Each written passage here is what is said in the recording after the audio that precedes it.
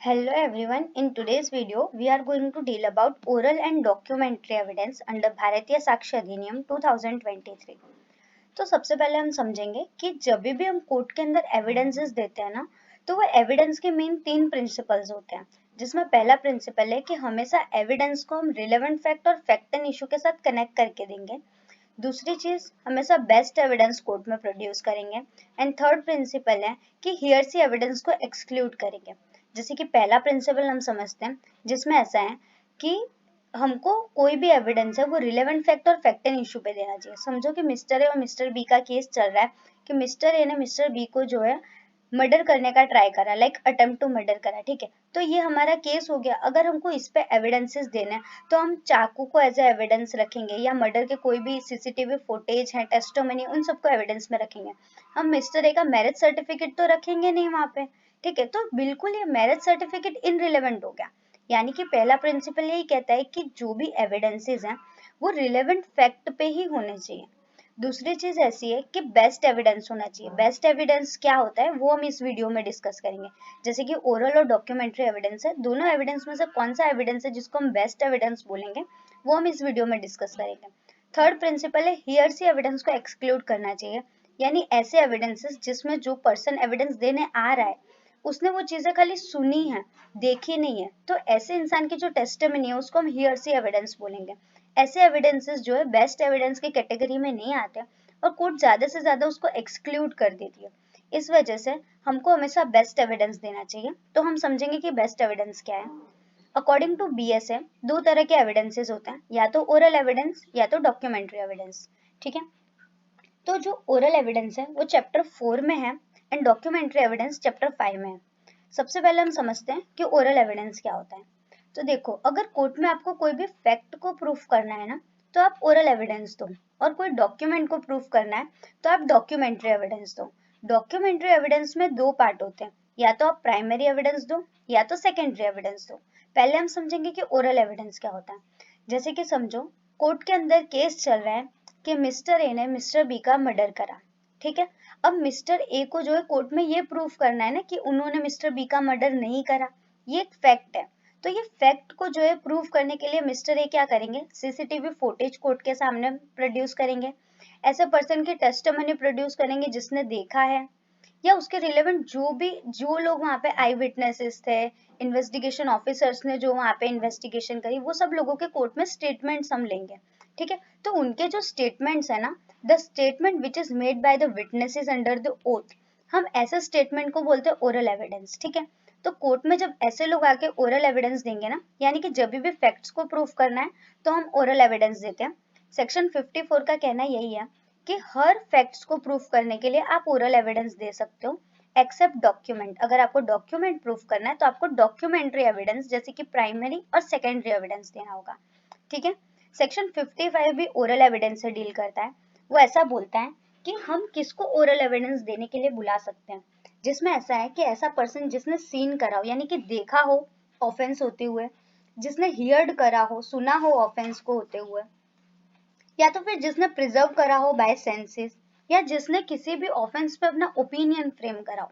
ऐसे चार लोग जो है कोर्ट में ओरल एविडेंस देने के लिए आ सकते हैं, ठीक है। तो ये चीज तो हो गई फैक्ट्स की। अब हम बात करते हैं कि डॉक्यूमेंट्री एविडेंस कैसे होते हैं, ठीक है। अगर समझो मिस्टर ए और मिस्टर बी के बीच में कोई कॉन्ट्रैक्ट बना, ठीक है, रिगार्डिंग गुड्स एंड सर्विसेज या किसी भी चीज का। अब वो कॉन्ट्रैक्ट की वैलिडिटी के रिगार्डिंग कोई केस है, ठीक है। तो मिस्टर ए अगर कोर्ट में ऐसा कहना चाह रहे हैं कि ये जो कॉन्ट्रैक्ट है वो फोर्सफुली या कॉर्जन में आके मेरे से साइन करवाया है, ठीक है, ये जो है इसमें मेरी फ्री कंसेंट नहीं है, तो ये क्या हो गया, ये एक तरह से हमारा डॉक्यूमेंट के रिलेटेड इशू हो गया। तो वो डॉक्यूमेंट के रिलेटेड अगर कोई इशू है तो उसके लिए हम कोर्ट में जो है डॉक्यूमेंट्री एविडेंस रखेंगे। उसमें दो पार्ट होते हैं, एक होता है प्राइमरी एविडेंस, दूसरा होता है सेकेंडरी। यानी कि जो ओरिजिनल एविडेंस है, ओरिजिनल जो कॉन्ट्रैक्ट है ना जिस पे डिस्प्यूट चल रहा है, जब पार्टी वो ओरिजिनल कॉन्ट्रैक्ट को कोर्ट में प्रोड्यूस करेगी तो उसको प्राइमरी बोलेंगे। और जब वो ओरिजिनल कॉन्ट्रैक्ट समझो कि कहीं पे खो गया है, जल गया है, या डिस्पोजेस हो गया, डिस्ट्रॉय हो गया है, ऐसे कुछ केसेस है, उसके अंदर अगर समझो कि प्राइमरी एविडेंस यानी कि ओरिजिनल कॉन्ट्रैक्ट हमारे पास अवेलेबल नहीं है, तो with the permission of court हम सेकेंडरी एविडेंस रख सकते हैं। सेकेंडरी एविडेंस का मतलब या तो वो ओरिजिनल कॉन्ट्रैक्ट की सर्टिफाइड कॉपी हो सकती है, या तो उसकी जेरोक्स, या ऐसे कोई भी एविडेंसेस जो सेकेंडरी एविडेंस में अलाउ किया है। ठीक है, तो 56 से 73 जो है हमारा बीएसए का, वो प्राइमरी और सेकेंडरी एविडेंसेस की बात करता है। जैसे कि हमने समझा कि बेसिक रूल है, अगर आपको फैक्ट्स प्रूफ करने हैं तो आप ओरल एविडेंसेस दो। ओरल एविडेंस कौन दे सकता है? हर वो इंसान दे सकता है जिसने सीन कराओ, हियर्ड कराओ, प्रिजर्व बाय सेंसेस कराओ, या तो जिसने ओपिनियन फ्रेम कराओ। ये चार लोग जो है ओरल एविडेंस दे सकते हैं। डॉक्यूमेंट्री एविडेंस के अंदर प्राइमरी और सेकेंडरी एविडेंसेस दिए जाते हैं। प्राइमरी एविडेंस जो है उसको बेस्ट एविडेंस का है, ठीक है, यानी कि ओरिजिनल कॉपी।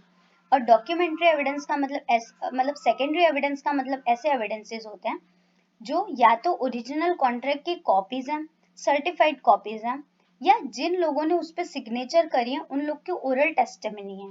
ठीक है, तो ऐसे एविडेंसेस होते हैं हमारे सेकेंडरी एविडेंस।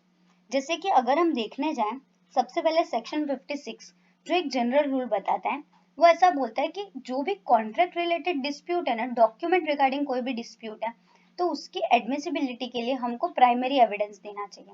बट हम सेकेंडरी भी दे सकते हैं। सेकेंडरी जो है एक्सेप्शनल केसेस में दिया जाता है।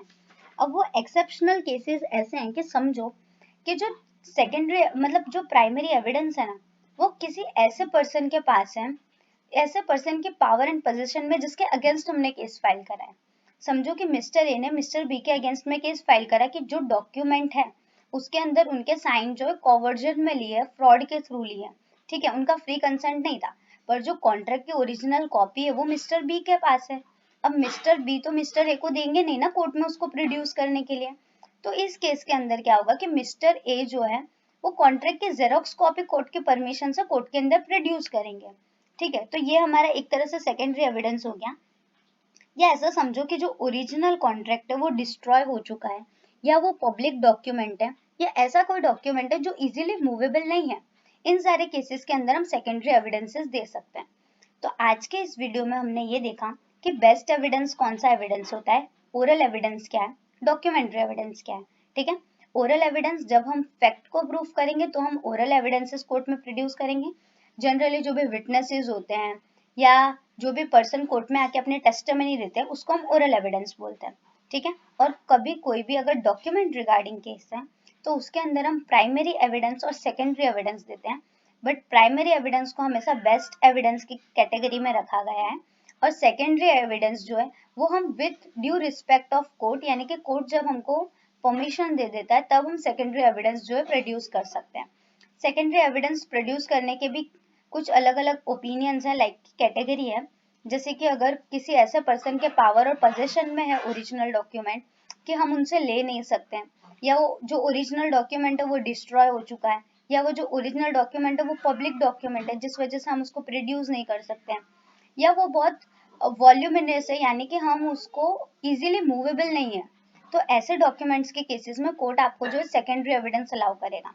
ठीक है, जैसे कि समझो कि कोई गैजेट की कॉपी है, उसमें 1 से 100 500 तक के पेजेस हैं, तो हम पूरे 500 पेजेस जो है कोर्ट में प्रोड्यूस नहीं कर सकते लाके।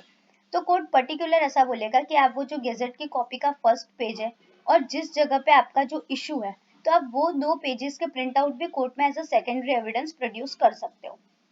ठीक है, तो जनरली ये हो गया कि क्या होता है डॉक्यूमेंट्री एविडेंस, ओरल एविडेंस, और कौन सा ऐसे एविडेंसेस है जिसको हम बेस्ट एविडेंस बोलेंगे। आई होप आपको समझ में आया होगा कि बीएसए के अंदर ओरल एंड डॉक्यूमेंट्री एविडेंस क्या होते हैं।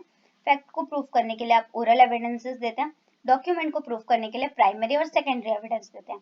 प्राइमरी एविडेंस वो एविडेंस होते हैं जो ओरिजिनल कॉन्ट्रैक्ट होते हैं, ओरिजिनल डॉक्यूमेंट होते हैं जिनके ऊपर डिस्प्यूट चल रहा है। और सेकेंडरी एविडेंस जो है वो ओरिजिनल कॉन्ट्रैक्ट की कॉपीज होती है।